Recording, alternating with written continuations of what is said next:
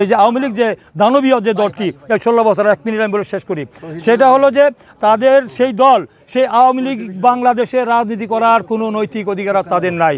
সেই দলকে বিলুপ্ত করতে হবে। এই অন্তর্বর্তীকালীন সরকারের কাছে মানুষের যে প্রত্যাশা এবং নিবন্ধন বাতিল করতে হবে।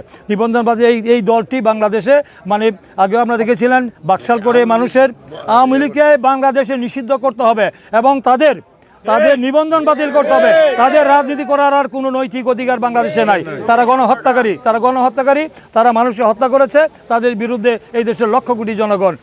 আমি মনে করি যে অন্তর্বর্তীকালীন সরকার এটা এই যে শত শহীদের রক্তের বিনিময়ে তাহমিদের রক্তের মধ্য দিয়ে কিন্তু তারা আজকে এখানে অন্তর্বর্তীকালীন সরকার উপদেষ্টা হয়েছেন এবং ডক্টর ইউনূস আন্তর্জাতিক খ্যাতিসম্পন্ন নোবেল বিজয়ী একজন ব্যক্তিত্ব, পুরো পৃথিবীতে তাকে সম্মানজনকভাবে জানে তাকে, এবং তার অধীনে যেই অন্তর্বর্তীকালীন সরকারের যে মন্ত্রী পরিষদ যারা উপদেষ্টা, তারা আমি মনে করি যে তারা সেখানে অবশ্যই এই বিষয়গুলি মানে আমার জনগণের যে সেন্টিমেন্ট, জনগণের যে আশাকাঙ্ক্ষা প্রত্যাশা, এই খুনিদের যারা সেটা সরকারি দলের আইনশৃঙ্খলা রক্ষা বাহিনীর এবং সরকারি দলের যারা এই ঘটনাটা সম্পৃক্ত, তাদেরকে আইনের আওতায় আনা হবে, এনে তাদেরকে দৃষ্টান্তমূলক শাস্তির ব্যবস্থা করবে।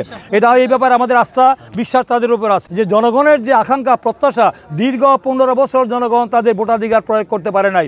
ভোট কেন্দ্রে গিয়ে তাদের পছন্দের প্রার্থীকে আমার ভোট আমি দিব যাকে খুশি দিতে পারে নাই।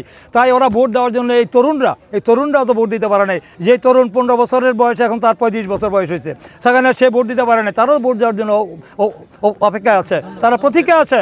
তাই আমি মনে করি এই সরকার তারা সংস্কারের যে দায়িত্ব, যেটা মৌলিক বিষয়, সেই মৌলিক বিষয়গুলি শুধু করবেন এবং ছোটোখাটো যে বিষয়গুলি রয়েছে, আমি মনে করি যে সবচেয়ে মেজর বিষয় হলো নির্বাচন।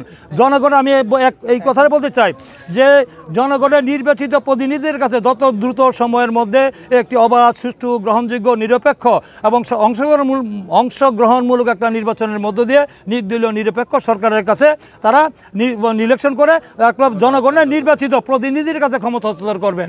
একটি অবাধ, সুষ্ঠু, গ্রহণ